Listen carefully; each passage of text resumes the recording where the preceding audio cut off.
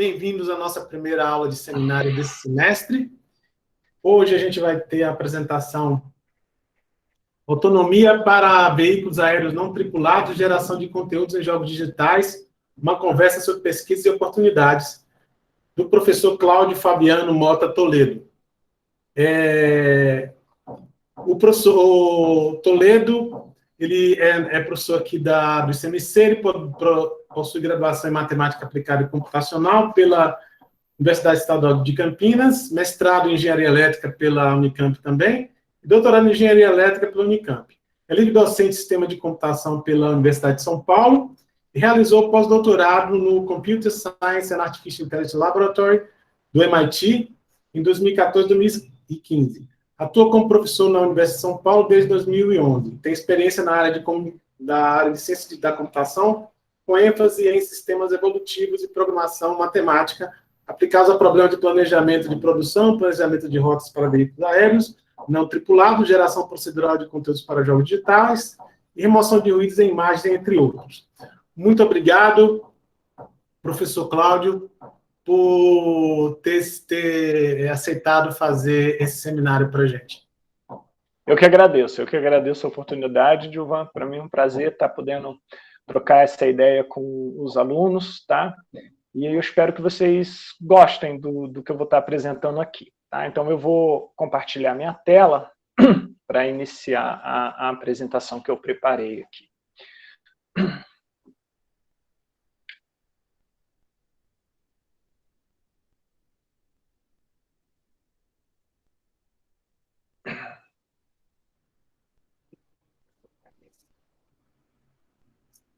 Antes da apresentação, só um recadinho. Lembre-se que quem fizer pergunta não precisa apresentar o resumo, certo? Depois da palestra, ok? Eu vou ficar monitorando as perguntas aqui. Obrigado, Gilvan. Então, eu vou, como foi dito, vou falar de autonomia para veículos aéreos não tripulados e geração de conteúdo em jogos digitais, que são duas linhas de pesquisa que eu tenho conduzido ultimamente, que tem despertado mais interesse por parte dos alunos, tá? Então, como o Gilvan falou, eu comecei como professor em universidade em 2006, na Federal de Lavras, depois eu vim para o ICMC em 2011, e sempre brincando aí com a área de otimização e inteligência artificial.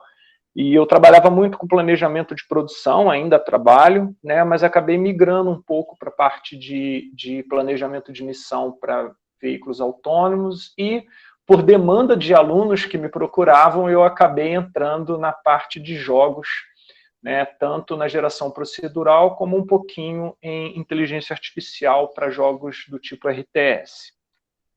Então, falando sobre autonomia para veículos aéreos não tripulados, né, eu vou apresentar para vocês aqui esse vídeo, né, onde, basicamente, o que tem aqui? Deixa eu dar uma pausa. Nesse caso aqui, o som não é importante, né? Esse vídeo a gente preparou para representar um sistema que desenvolvemos para fazer com que o VANT, o drone, consiga tomar decisões sozinho, né? Então, a gente considerou um quadcóptero. O que vocês estão vendo aqui é uma simulação no Gazebo, assumindo uma bateria com 40 minutos de autonomia, né? E nessa simulação, a gente considera que houve uma falha em que essa bateria ela começa a descarregar, né, 50% mais rápido que o esperado. Para que isso? Para a gente poder ativar os sistemas de tomada de decisão baseados em redes bayesiana e planejamento de tarefa, né, de modo que eles tenham que lidar com essa situação inesperada. Tá? Vamos continuar aqui um pouquinho, explicando o contexto. Então, basicamente, a gente tem algumas bases de locais onde a gente pode recarregar a bateria, se for necessário, sumindo uma fazenda grande, né? Algumas áreas de interesse, numeradas de 1 a 6, né? E o final da missão, que vai ser na base 3. Então, vocês observem que o drone ele tem que também considerar, nesse contexto, áreas de no-fly zones. Deixa eu voltar aqui só um pouquinho, que foi muito rápido. Tá? Então, quando você considera as regiões de interesse... Deixa eu só voltar um pouco aqui, desculpa.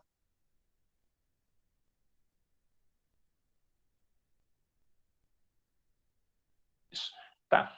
Bom, vocês viram aquelas regiões em amarelo, né? Mas dentro daquelas regiões de interesse, que seria aqui essas partes de floresta, digamos assim, tem áreas que você não, a princípio, você não vai passar por cima, porque são áreas onde não é legal que o drone sobrevoe. Em geral, prédios, né? Ou casas, tá? E aí, dessa forma, o sistema ele é ativado, e a partir do momento que ele é ativado, o planejamento já é feito de forma autônoma. Você passa as regiões de interesse, quais são as missões a serem executadas em cada região de interesse, e o sistema do drone ele já decide qual o planejamento, qual a sequência de tarefas que ele vai fazer, e ele começa a fazer. Tá? Só que nesse ponto, né, como está dito aqui na mensagem, a rede Bayesiana ela requisitou um replanejamento da missão, porque ela já detectou que não vai ter bateria para completar essa missão original. E aí, o replanejador de rota, um outro subsistema, ele ativa um algoritmo que faz o planejamento de uma nova rota, considerando que ele provavelmente vai ter que fazer algum recarregamento de bateria. Tá? E aí vocês vão observar que a trajetória ela já começa a mudar um pouquinho em relação à trajetória original. Então, ele faz o que ele tem que fazer, né? Continua a execução, nesse caso aqui, tirando fotos, né? E aí, o que ele faz? Toda vez que ele vai fazendo esse planejamento, ele pensa novamente, né? Ele considera que tem pouca bateria para a missão ser completada, e aí vai fazer um replanejamento, que é esse em rosa aqui. Ele vai fazer um reabastecimento nesse ponto.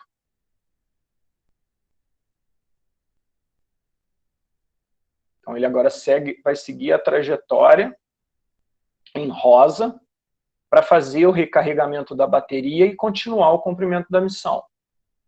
Tá? Então, nesses replanejamentos, você não só replaneja a trajetória, como você pode replanejar a sequência da missão que vai executar. Ele poderia, inclusive, estar alterando a sequência de cobrir cada região de interesse. Né? E aí a gente assume que quando ele chega em determinado lugar, ele está fazendo um tipo de missão, tirando uma foto. Né? E os planejadores, se vocês observarem aqui um pouquinho, os planejadores de rota, diferem. O sistema ele pode optar por um planejador mais robusto, como é o caso do genético que a gente usou aqui, ou do RRT, ou um potential field, ou um outro algoritmo que seja um pouquinho mais simples. E isso é uma decisão que ele toma baseado no tempo e nos dados que ele tem para fazer esse planejamento. Então, ele escolhe o planejador mais adequado. A gente tem um sistema também para seleção inteligente do planejador de rota a ser aplicado na execução da missão. Tá? E aí ele chega no final e termina. Bom, então o problema é um problema que, se a gente for parar para pensar, ele pega uma situação que de fato acontece em fazendas. A gente, inclusive, quer testar esse sistema em uma fazenda, né? Não deu ainda por causa da pandemia, então a gente fez só simulado. Né? Mas a ideia é essa, você está sobrevoando onde é possível e evitando voos onde não é possível. Né? Nesse caso, onde tem o armazém aqui, a casa, né? Mas eu poderia passar por cima dos tratores, das vaquinhas e pousar aqui na pista. Então, a gente faz esse tipo de planejamento considerando desvios de obstáculo. Né? O que em planejamento de rota para robô é algo que já gera uma complexidade maior. Além de estar considerando o planejamento da missão, ou seja, qual a sequência de tarefas que o robô vai fazer quando chega em determinado ponto. Para isso, então, a gente tem muito de inteligência artificial, né, na parte de planning em IA. Então, esse problema ele pode ser caracterizado como um temporal planning, onde a gente usou a Planning Domain Definition Language para codificar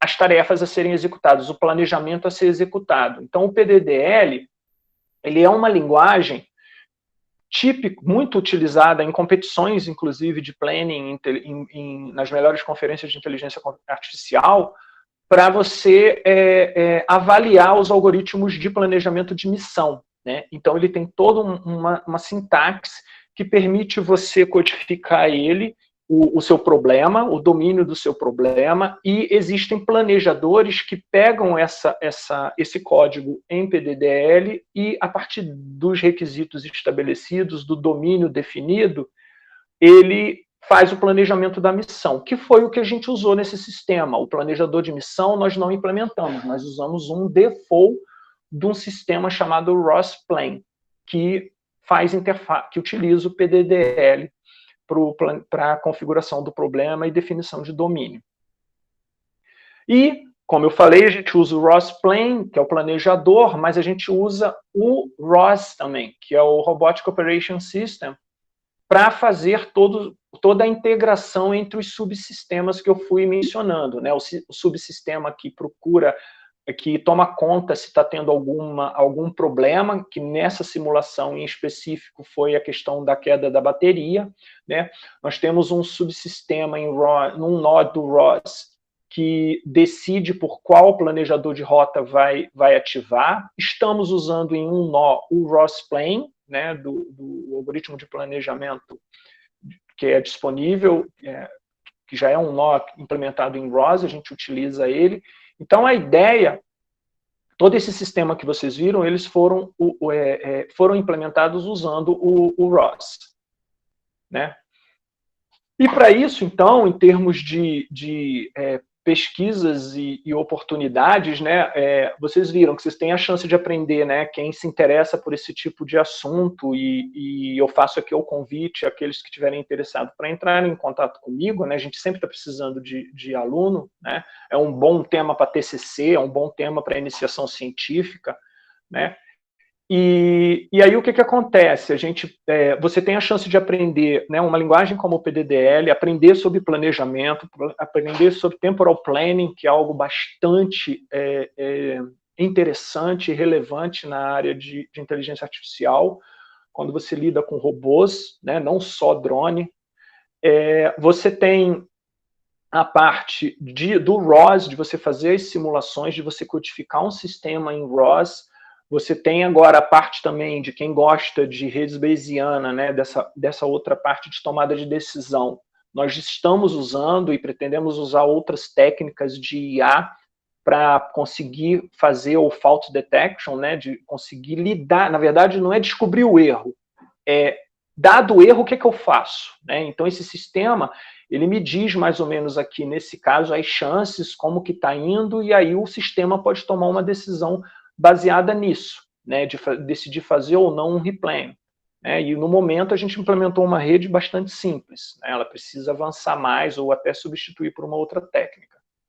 No caso de planejamento de rotas, a gente usa algoritmo genético, potential field, né, o RRT, né, Rapid Exploring Random Tree, né, basicamente para tratar o desvio de obstáculo, mas a gente também não está preocupado só em desviar do obstáculo. Eu trabalho com uma abordagem do período que eu passei no MIT, que é chamada Risk Allocation, onde a gente lida com a incerteza relacionada ao tempo à medida que o robô caminha. Quer dizer, quanto mais você planeja para frente, mais incerta é a posição do robô. Cada bolinha dessa aqui representa, na verdade, uma possibilidade de área onde o robô pode estar. E aí você faz o planejamento considerando isso. E eu fiz várias adaptações, eu, junto com os alunos, fizemos várias adaptações para esses algoritmos tratarem a questão da alocação de risco, né? Não só usando abordagens heurísticas e meta-heurísticas como essa, como também usando programação matemática, né? Para quem gosta dessa parte de otimização linear, não linear, nesse caso aqui, otimização inteira mista, nesse tipo de problema. Porque você representa os obstáculos, né, as faces dos obstáculos, então você tem um modelo bastante complexo. Claro que para rodar embarcado num robô num drone já seria menos conveniente do que usar algoritmos como esse. E a parte de geração de conteúdo em jogos digitais, né, aliás, eu vou até parar aqui, se alguém quiser fazer alguma parte sobre essa questão dos VANTs, fique à vontade, né? Depois eu continuo na parte de jogos. Alguma pergunta? Rotas, além de planejar rotas, quais outras aplicações eu poderia usar nesse... Desculpa, eu não... Deixa eu voltar. Eu vou...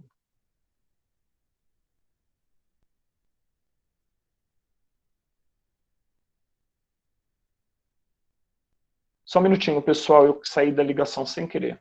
Fiz besteira aqui. Pronto, voltei. Agora eu estou vendo o chat. Tem uma pergunta aqui. Que áreas da matemática são importantes para o desenvolvimento desses algoritmos? Bom, se você vai pensar com a parte de redes bayesiana, né, tudo aí tem muito de inteligência artificial em termos de computação, mas aí, claro, o que está por trás, né, o que roda por baixo disso tudo é muita matemática. Então você tem, para a parte, por exemplo, de tomada de decisão, muita coisa em probabilidade estatística, tá? Não daria para aprender bastante probabilidade estatística, né, nessa parte, né, inferência. Tem a parte de planejamento, né, você tem a questão dos algoritmos genéticos, que são métodos estocásticos, né, mas principalmente se você cai para a parte de planning, considerando otimização, você tem, que é o que também está por trás de você quer fazer rotas e planejamento de missões otimizados, então tem a outra parte matemática envolvida, é a otimização, né? Quando você pensa um pouco mais, de forma mais profunda nessa otimização, uma maneira de você atacar isso é através de métodos que usam, por exemplo, a programação inteira mista, que foi até o que eu também trabalhei quando fiz o meu pós-doc, tá? A gente desenvolveu modelos matemáticos para isso, né? E então, assim, eu acho que você precisa ter uma base matemática forte, mas quanto mais você consegue, dependendo de onde você está atuando, né? Se você está mexendo com a tomada de decisão, né, você pode cair um pouco mais para a parte estatística, mas sempre tudo tem um viés computacional muito forte, né? A base matemática, ela ajuda, a fundamentação matemática é imprescindível para você entender o que você está fazendo e ter contribuições relevantes, né? Mas o skill, né, do computeiro também é muito necessário, você fazer implementações eficientes, né? Isso aí não dá para abrir mão. Temporal planning. Não é rotas. O temporal planning, na verdade, ali, né? Deixa eu só voltar um pouquinho. O temporal planning aqui, ele está dizendo, você tem restrições, por exemplo, de quanto tempo ele pode ficar, você gostaria que ele ficasse aqui, por exemplo, limpando a câmera, né? De 1 a 30 minutos, recarregando a bateria e recebendo novos inputs. E, nesse caso, limpando a câmera, né, ele vai gastar 15 minutos, não tem conversa. Então, você tem uma série de janelas de tempo para tarefas específicas que o seu robô vai fazer. A pulverização, entre 10 e 20 minutos. E aí você precisa organizar isso em uma sequência que seja factível, né, que você consiga fazer, porque, na verdade, não aparece aqui nesse desenho, não está aparecendo, mas, na verdade, você tem um tempo limitador para executar todas essas tarefas. E você precisa enquadrar elas.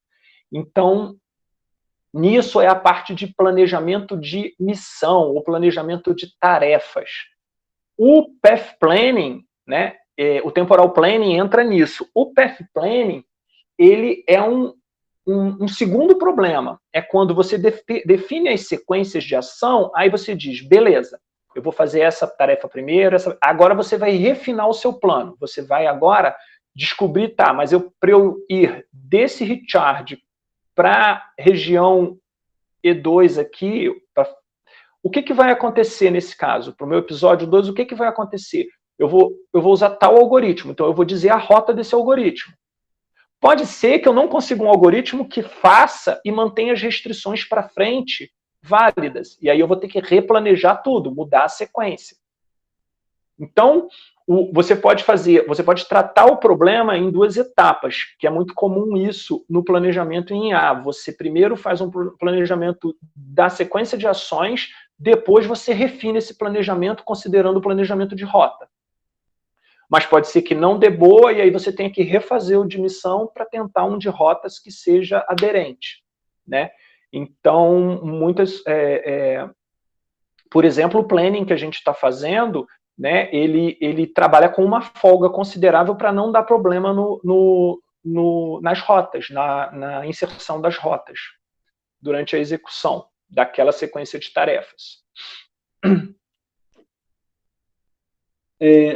O núcleo de gerenciamento de todo o sistema é a rede bayesiana? Não, ela cuida apenas da única falha que a gente simulou, que é a perda de bateria. Ou ela só constitui como subsistema de tomada de decisão? Ela é um subsistema para tomada de apoio para tomada de decisão. Nos mapas do ambiente, sim, a gente, na verdade, o que acontece? A gente fez várias simulações, né, de diferentes trajetórias para avaliar o tempo, né, de carga, descarga, para definir os parâmetros, para a rede poder ser treinada, ser calibrada, no caso, para essa tomada de decisão coerente, né? E a partir daí a gente validou ela em simulação. Tem algum tipo de caso em que erros do path planning podem causar prejuízos graves? Se sim, uma abordagem diferente em relação ao desenvolvimento deve ser tomada, que envolvam a vida humana. Eu não entendi erro grave do path planning que possa causar prejuízos graves, porque o path planning, como eu te falei, ele já está considerando o desvio de obstáculo, né? Então, se ele já vai evitar situações que possam dar conflito. O que você tem que ter num sistema desse é um comportamento reativo, porque às vezes você está voando e algum sensor indica que para o drone que tem um urubu vindo na direção dele, ele tem que desviar, isso não está planejado, né? Isso é um comportamento reativo do robô que ele precisa, que é uma ação que ele precisa tomar para evitar um prejuízo humano, no caso ao dono do robô, que vai ter um prejuízo financeiro se ele for atacado pelo urubu. Ou a mesma coisa dele, por exemplo, apresentar uma falha inesperada e poder cair na cabeça de alguém. Então, você tem que ter um sistema, esse nosso fault detection, ele está sendo desenvolvido para considerar outras situações e mitigar problema. Por exemplo, eu não estou conseguindo de jeito nenhum chegar no meu destino e não tem nenhuma base de apoio para fazer o recharge, por falta de bateria. O que eu vou fazer? Eu vou pousar a aeronave numa região que eu não viole uma no-fly zone e que eu não, de preferência, pouse a aeronave sem ser numa área, por exemplo, cheia de pedra. Então, eu tenho trabalhos, né, eu já publiquei, orientei inclusive um mestrado nisso, em que o aluno desenvolvia algoritmos de planejamento de rota para pouso em situações críticas, em situações de emergência. E o objetivo era preservar a vida humana e preservar a integridade física do equipamento, se possível. Esse projeto seria considerado um sistema crítico? Juntar as partes com o BTN, esse sistema dificultou o projeto? Sim, é um sistema crítico, né? A gente não está seguindo, na verdade, todos os critérios, até para fazer mesmo uma certificação do sistema, né? A gente ainda não está nesse ponto. A gente está brincando mais com o desenvolvimento de sistemas inteligentes nessa plataforma, né? Mas a gente, para você poder ter um sistema, né, num contexto de sistema crítico, não é uma área que eu conheça a fundo os requisitos, né, mas eu sei que tem certas precauções que a gente precisaria tomar, né, para realmente deixar isso viável comercialmente. Mas nós estamos caminhando nessa direção. Esse é um dos objetivos do projeto. Tá? E aí você fala, juntar as partes com o back-end, sistema embarcado, dificultou o projeto. Olha, essa parte aqui é para os corajosos, entendeu? Porque hardware e software e sistema, no contexto que a gente está colocando aqui, não é trivial, né? Então, você sabe que você desenvolve o sistema, você simula o sistema e você vai pôr o sistema na fazenda e ele dá pau. Do nada, entendeu? Então,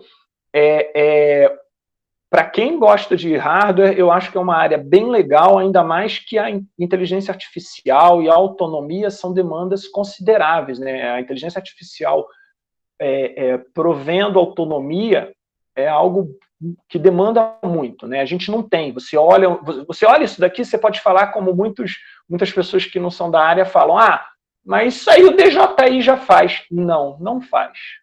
Não desse jeito. Não com esses cuidados. Não com essa robustez.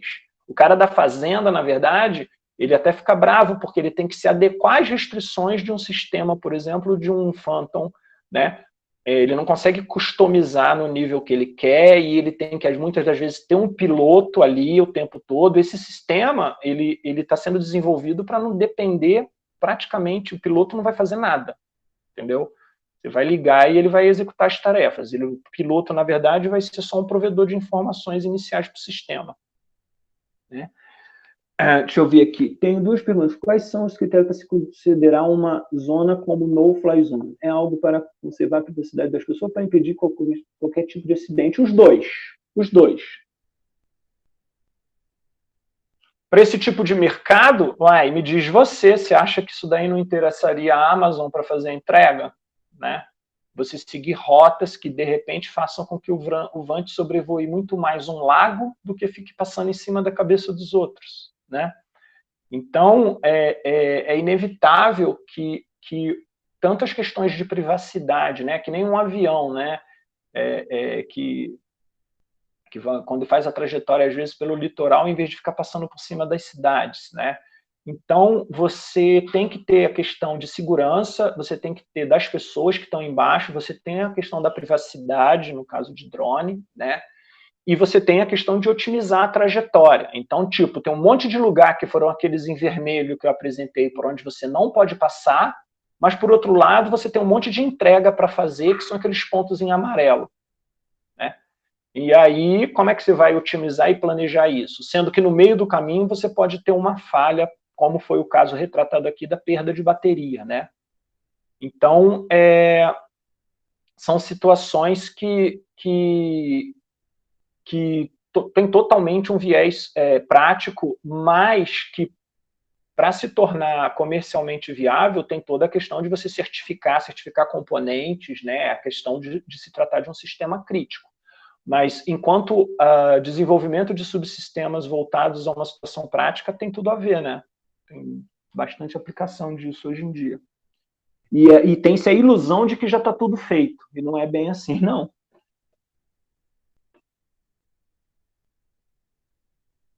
Teve uma motivação específica do mundo real para começar esse projeto? Sim, autonomia.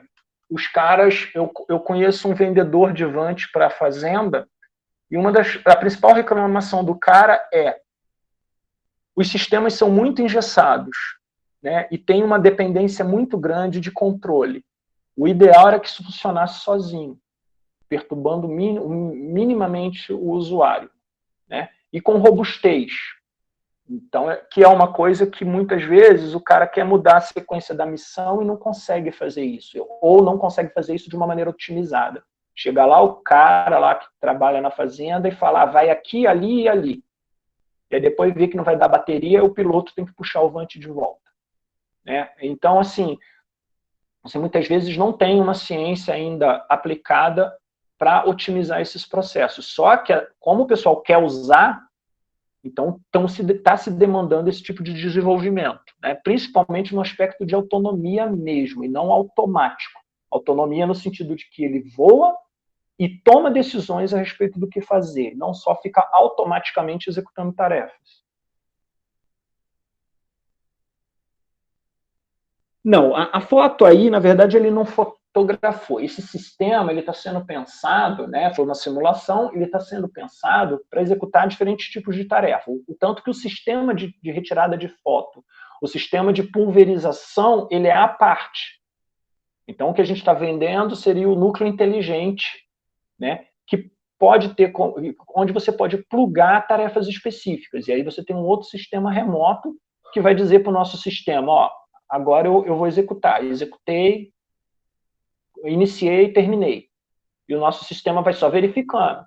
Tipo, se o sistema de fotografia diz que começou e nunca diz que terminou, o nosso sistema vai chegar e vai falar, ó, vou te abortar para ir para a próxima missão, porque está dando alguma coisa errada aí nesse sistema de foto. Justamente para tomar decisões independentes do tipo de missão, né? Mas, nessa área de imagiamento, em Vant, você tem uma série de tecnologias, né? Tanto para você criar modelos 3D do terreno, quanto para você identificar pragas, né? E tudo isso já é uma coisa que você, às vezes, pega a imagem e você já manda para uma base, para uma grounding station, para fazer o processamento, né? Porque muitas vezes não dá para fazer esse processamento embarcado. Tá? Então é isso, pessoal. Mais alguma pergunta na parte de Vant? Então eu vou falar um pouquinho aqui então, quem tiver interesse, tá? É uma área bem bacana. A geração procedural de conteúdo, né? Ela tinha como ideia principal, isso na década de 80, quando a gente precisava para jogar, você precisava conseguir acelerar a velocidade de processamento e reduzir consumo de memória, né? Então, a geração procedural de conteúdo consiste o quê? Em você criar de forma automática ou semi-automática conteúdos que já ficariam ali no buffer para entrarem, para serem apresentados, renderizados para o jogador, né? Fazer isso de uma maneira que conseguisse gerar antes e aí já acelerar o processo a velocidade de processamento, né, de apresentação desse conteúdo para o usuário, ou mesmo o consumo de memória, quer dizer, isso só era carregado quando preciso, mas já estava gerado.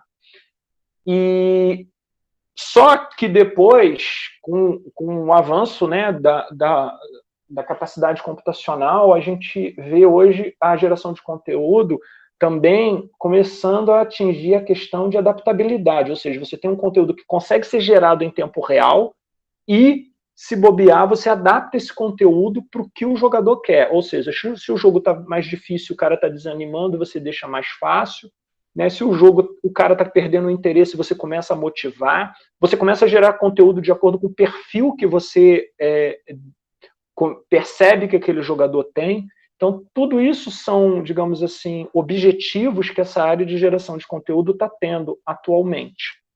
Tá? Então, nessa área, eu destaco aqui uma pesquisa. Eu comecei com um aluno que me apresentou o Boss Wars, o Rodrigo, e ele quis gerar scripts para esse jogo, para a IA desse jogo. A gente fez, publicou no SB Games, foi a minha meu primeiro trabalho. Então, foi numa parte que mexia com IA para jogo. Depois veio o Julian, que é meu aluno de doutorado, e ele está terminando agora, onde o que ele faz usa técnicas de busca. No caso, o que ele acaba fazendo é um algoritmo genético que gera scripts.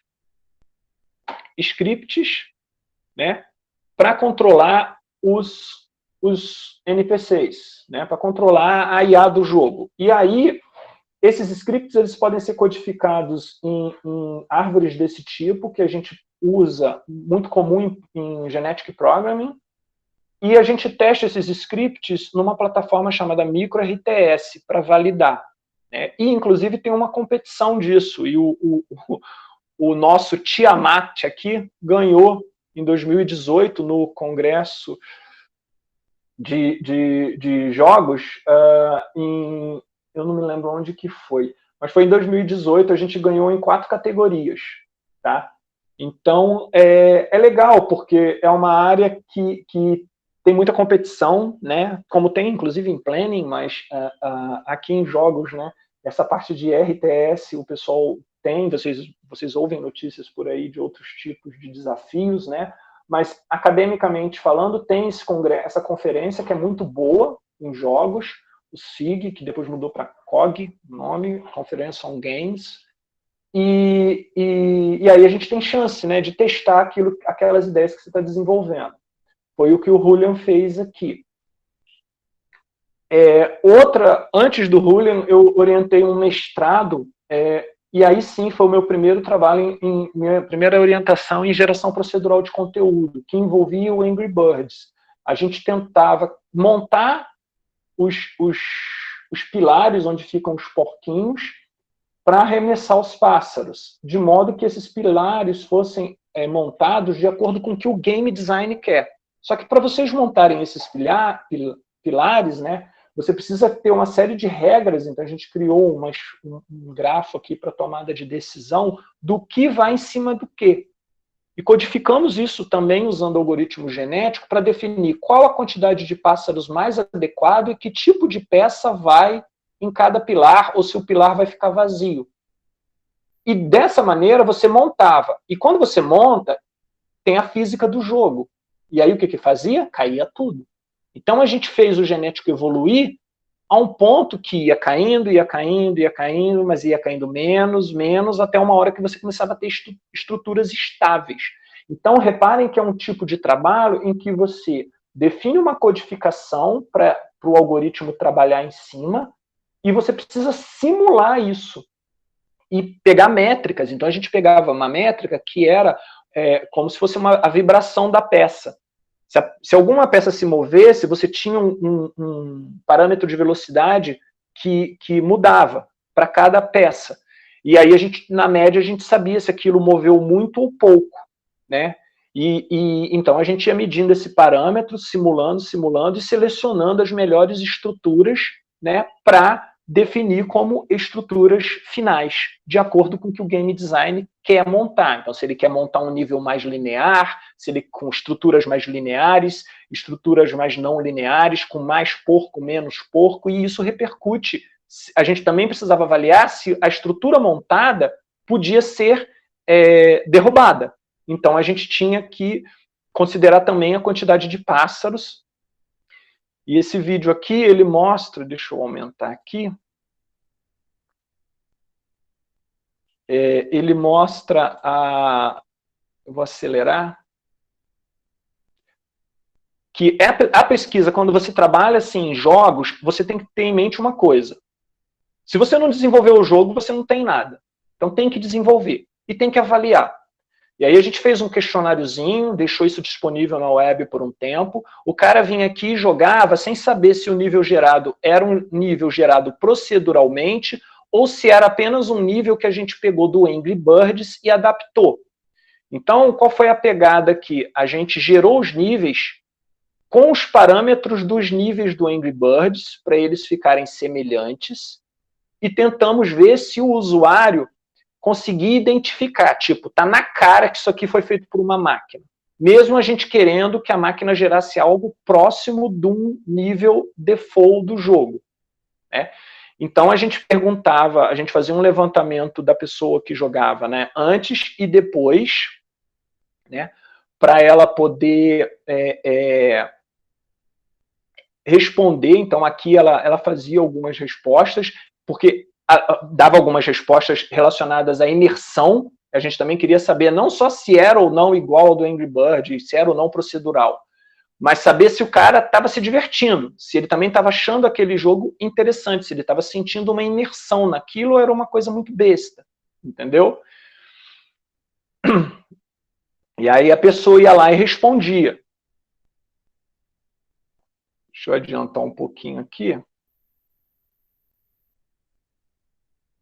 Tá? E aí fazia um outro questionário para a imersão do grupo B, né, que é o segundo nível, né, e aí a gente dava a questão, né, qual deles ele acha que era gerado por um computador e qual que não, né? E aí o cara respondia e a gente dava a resposta para ele, né? E aí depois de perceber isso, depois que ele realizava qual tinha sido gerado ou não, ele fazia uma outra avaliação, né? Então, a pesquisa em jogos tem muito disso, né? Você tem um resultado prático também muito evidente a ser alcançado, né? Por exemplo, aqui o Leonardo, meu atual aluno de doutorado, ele fez a geração de calabouços para um jogo Zelda-like. Para isso também usou uma estrutura em grafo, que nós evoluímos usando algoritmo genético, né, para montar a estrutura. Então aqui vocês estão vendo a bolinha amarela, é o robozinho passando de uma sala para outra, né, dentro desse nível. E aí a gente podia gerar um nível com uma estrutura mais linear, menos linear, a colocação das chaves, das portas, tudo isso era feito automaticamente. né, através de decisões que a gente tomava evoluindo essa árvore aqui. Essa árvore continha as informações da estrutura em termos de linearidade, como também a alocação de chaves e fechaduras.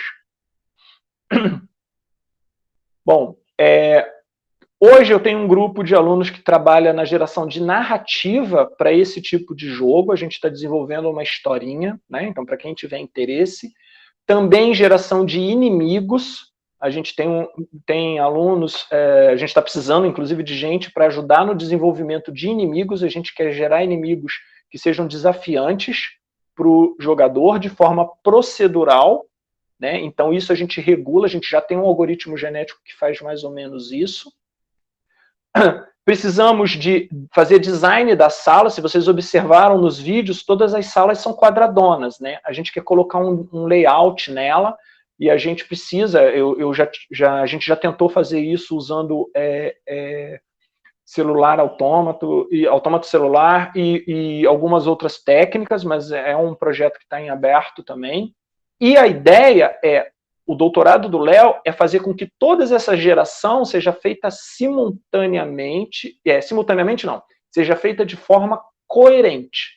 Ou seja, o game design diz o que ele quer e a narrativa vai ser criada, vai alimentar o nível, a sala, os inimigos, o tipo de puzzle, de quest que ele vai resolver, e além de outras informações que vêm mesmo do game design. A narrativa ela sempre impacta mais nos outros níveis, mas o maestro vai mandar o que o game design está querendo. E você vai gerar tudo isso de uma vez só. Então é o que se chama na área de geração múltipla de conteúdos, que é uma coisa nova em geração procedural.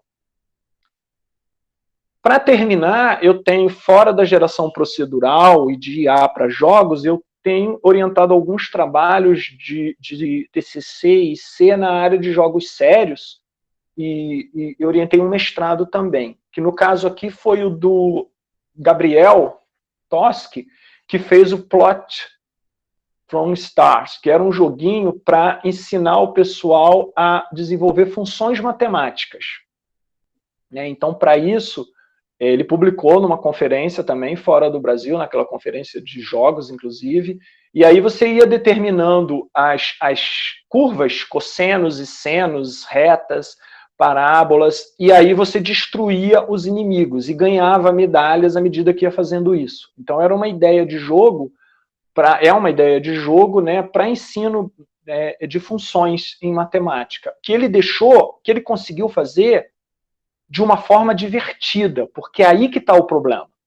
Né? O problema nesses jogos é você conseguir não perder o viés do jogo, né? Então, você reparar, não tem nenhuma tela aqui ensinando o que são funções.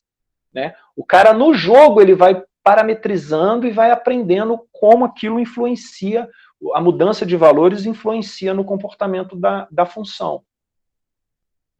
Tá?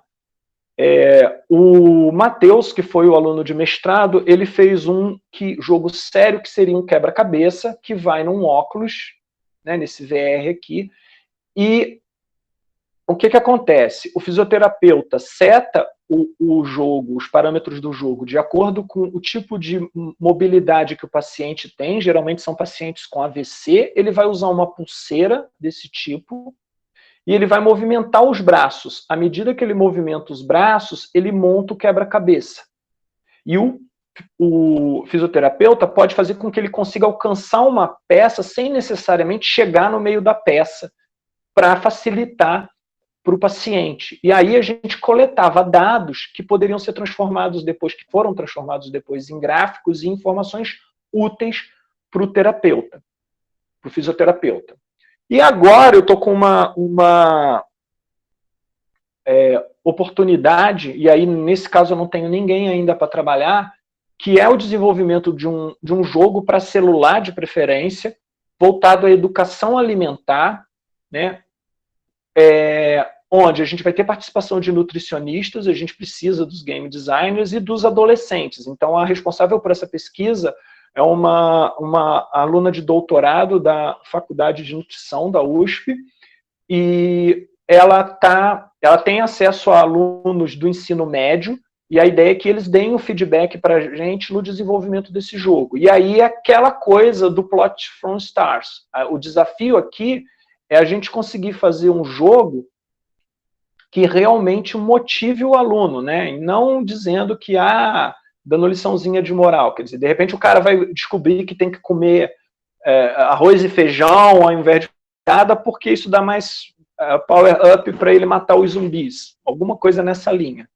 Então, quem também se interessar por isso, estou precisando de gente nesse projeto. Perguntas sobre essa parte de jogos? Vamos ver aqui.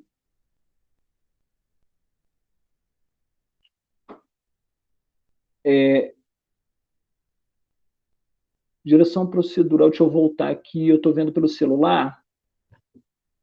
O Paolo.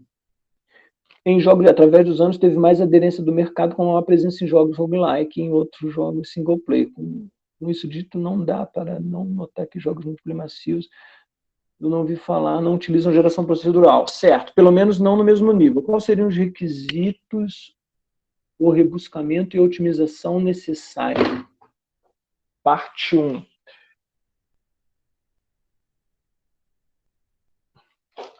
Então, na verdade, o que acontece? Quando você pensa no desenvolvimento de scripts, tá? Vamos pensar no desenvolvimento de scripts, tá legal?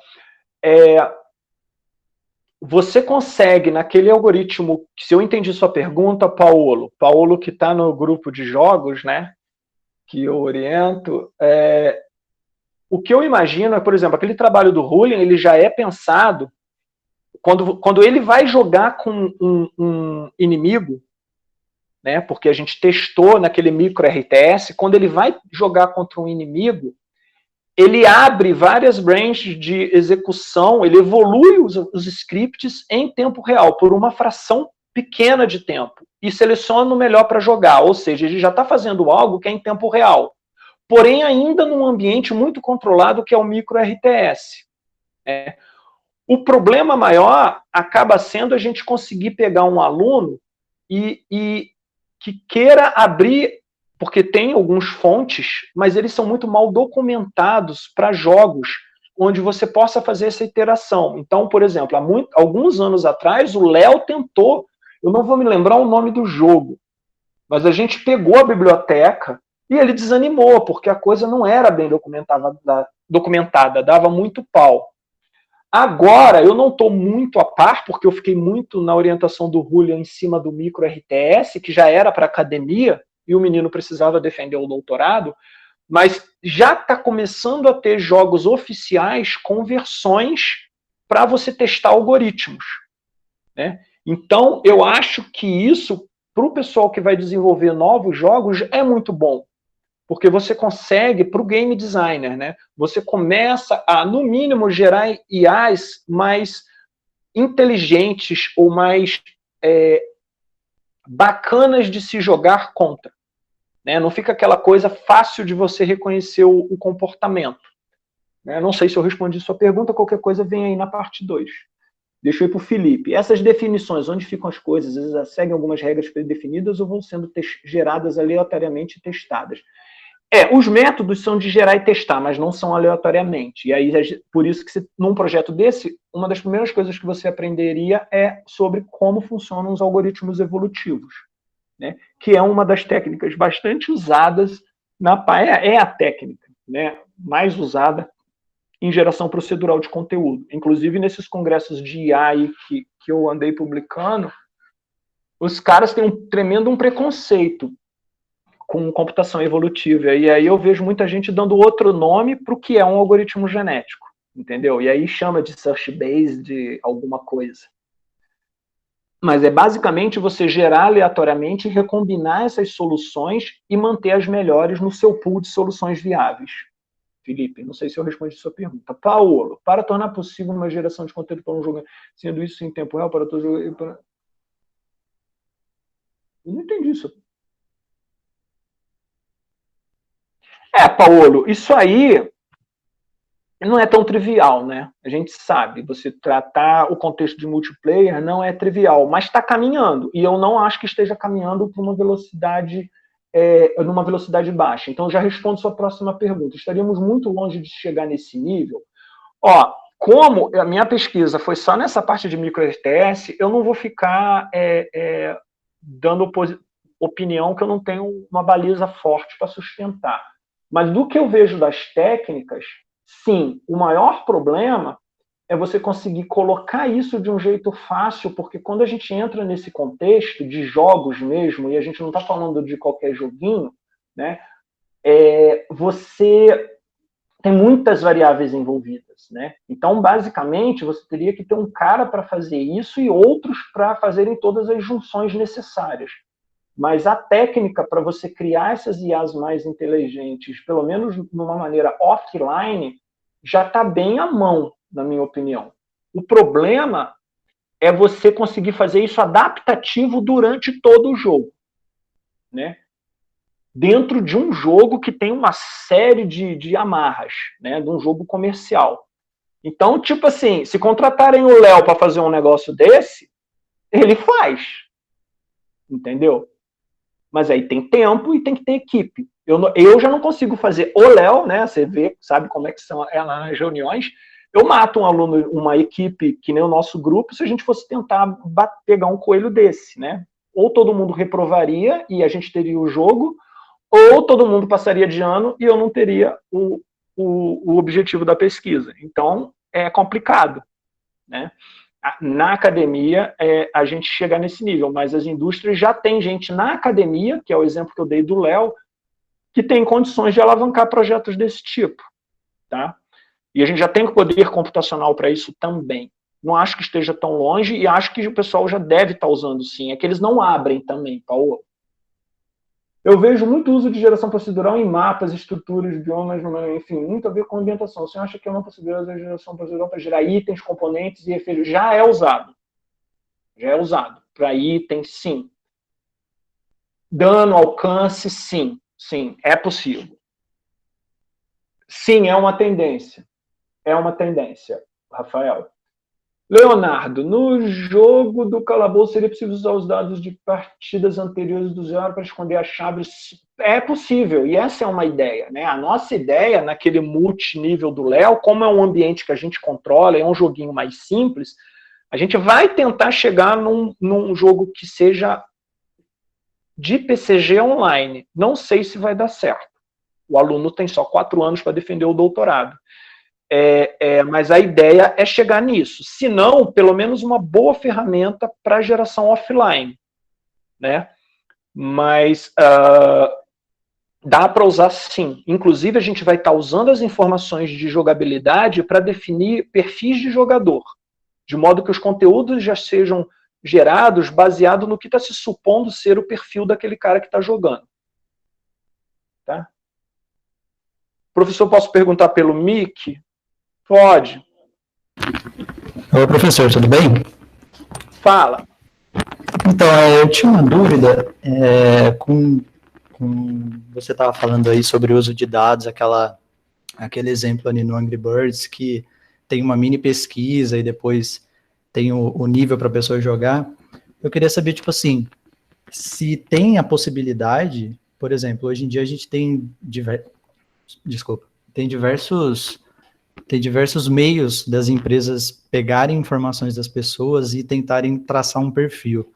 Eu queria saber se é possível, num futuro próximo, se as empresas usassem esse tipo de informação e tentassem recomendar um nível ou o estilo de jogo para a pessoa. Mas eu estou trabalhando nisso com um aluno de mestrado, que é o Breno. E então, num passo à frente, que é o flow. Tipo assim, o Breno está tentando descobrir qual nível a gente dá pro jogador, de modo que ele esqueça de tomar banho, comer, respirar e fazer qualquer outra coisa na vida. Exatamente só preso ali jogando. Eu fiquei pensando, tipo assim, por exemplo, essa é uma área promissora, Guilherme, e que está começando. Sim, eu fiquei pensando, por exemplo, pode falar, desculpa. Não, pode falar, desculpa. Assim, eu tava pensando, por exemplo, lançou um jogo novo, eu vou lá logo com a minha conta, sei lá, do Google, e ele, sabe, não tem eu escolher nível fácil, é difícil, Ele vai te conhecendo e vai te Isso. passando os conteúdos. Sim, Ah. a ideia é essa. Isso é muito viável. O que falta, na verdade, são parâmetros, tá? Então, como? Vale a pena ir lá na psicologia? Porque sempre tem alguém que já mapeou o consumidor, né? Tem estudos comportamentais. Então, a gente tenta beber água nisso, né? Mas vai desde isso até você simplesmente jogar tudo isso fora e falar, eu vou pegar um monte de dados, né? Que é o Data Science mais IA, eu vou pegar um monte de dados, treinar uma rede neural e vamos ver se o que ela cospe é verdade. E aí, a partir dali, você confia que aquela rede está treinada e começa a gerar o conteúdo, entendeu? Que é uma maneira não linear de tentar balizar isso. Então, assim, eu vejo muito uso das técnicas de extração de dados associadas à inteligência artificial, machine learning, para a definição desses conteúdos. Eu vejo um caminho muito bom, mas eu acho também importante beber água em outras fontes, como é o caso da psicologia comportamental, né, estudos de mercado, então isso tudo, e é uma área que está começando também, que o pessoal fala que fez e tudo, mas quando você vai ler o trabalho, não é bem assim, né, está carente num monte de coisa. Que nem eu falo que eu estou fazendo com o meu aluno Breno, mas o trabalho final provavelmente ainda vai ser um arranhãozinho no problema verdadeiro, entendeu? Então, Mas é assim que é ciência, assim que a gente vai contribuindo. Eu acho que, tipo assim, não é uma viagem pensar nisso. É possível. Não é. O pessoal tá pensando nisso. Entendi, o pessoal quer isso. Né? Qual a empresa que não quer que o cara só saia da frente do computador depois de morrer?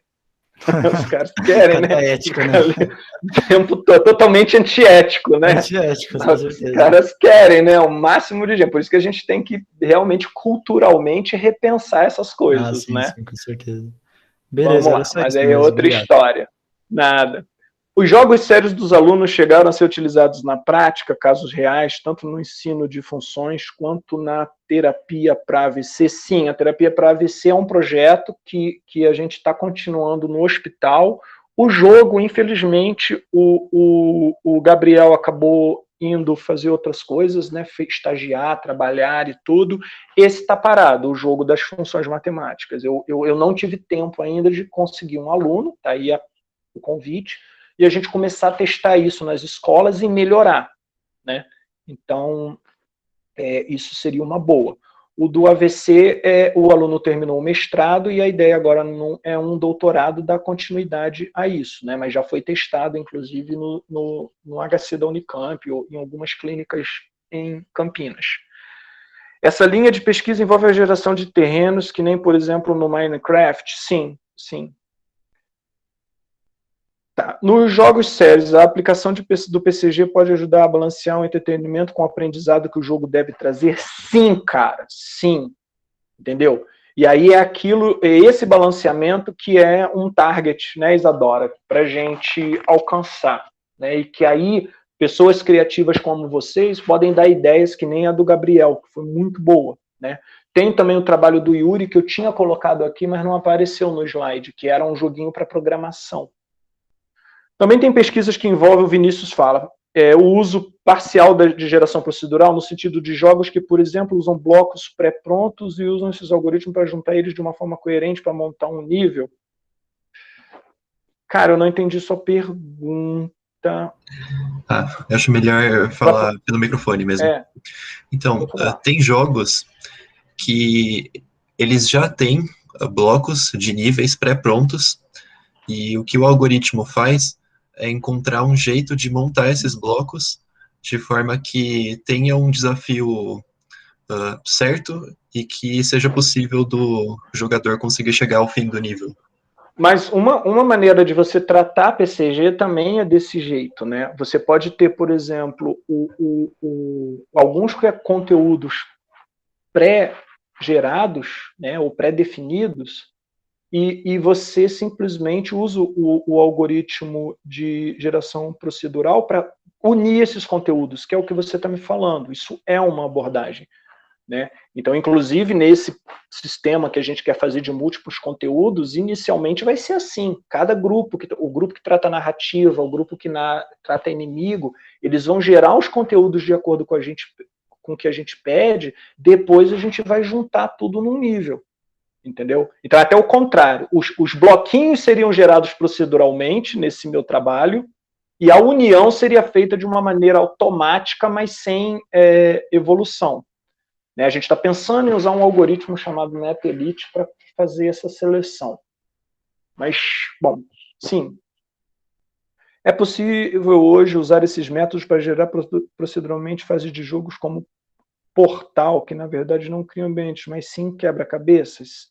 Sim, sim, pode. Acredito que sim, se eu entendi. Mais alguma pergunta, pessoal? Então é isso. Eu agradeço demais as perguntas de vocês. Tá? Fica o convite. O grupo de jogos ele tem reunião toda quinta-feira, às 16h30. Quem quiser participar para conhecer, me manda um e-mail. Toda quinta não, né? Quinzenalmente. Às 18h30 na quinta-feira, se a gente não mudar o horário, mas a princípio é esse. E a parte de Vant, né, de drone, a gente não chega a estar se reunindo periodicamente, mas tem bastante trabalho para fazer. Então, quem quiser também uma IC, um TCC, né, dá para fazer parte da equipe e aprender um pouquinho. Tá? Inclusive, uma coisa que eu não mencionei do Vant é que a gente está fazendo uma interface para a pessoa conseguir controlar o avião pelo celular e de qualquer ponto, né, passar a missão para ele. Então, teve um aluno do BSI que começou a fazer essa interface e ela tá por acabar ainda. Né? A gente ainda está trabalhando nela. Para quem gosta mais dessa parte, menos da parte do hardware e das IAs que tem lá dentro. Tá joia? Bom, eu queria aproveitar e fazer uma perguntinha também. Falando de jogos imersivos e sérios, existe algum lugar, alguma tentativa de jogos para que a pessoa possa ficar imersa a maior parte do tempo? Por exemplo, uma pessoa tem aquelas síndromes de deteriorização, por exemplo, como o Steve Hopkins. E a pessoa está na cama, ela tem a opção, por exemplo, de passar horas num jogo, né? Usando apenas o olho dela e tudo mais, para que ela possa ter contato com outras pessoas dentro do jogo e tudo mais. Ou seja, seria um jogo para uma pessoa que não pode sair da cama. E aí que esse jogo ia facilitar a interação dela com outras pessoas. Existe alguma pesquisa nesse sentido? Não que eu conheça. Provavelmente tem o Gilvan, mas eu não conheço. Eu não posso afirmar, tem um grupo assim trabalhando nisso em tal lugar, né? Eu não conheço. O que eu sei é que nesse contexto que você está falando, né, específico para essas pessoas com esse problema, eu nunca ouvi falar, né? Para essas pessoas com esse tipo de problema, o que você acaba vendo é o pessoal desenvolvendo tecnologias que permitam interagir em jogos que já existem. Né? Agora, indo além do que você já falou, a questão de... Indo na linha do que você falou, eu acho que talvez o interessante fosse você, às vezes, gerar jogos para essas pessoas, não só pela interação com outras pessoas, né, mas que para elas também... deixa eu te dar um exemplo. Não sei se seria o caso não era o caso do Steve Hawkins, né? Mas às vezes a pessoa está tendo algum problema de cognição mesmo, né? De atenção, precisa ativar mais o cérebro, né? Então, você ter um jogo imersivo focado nisso, nessa ativação, né?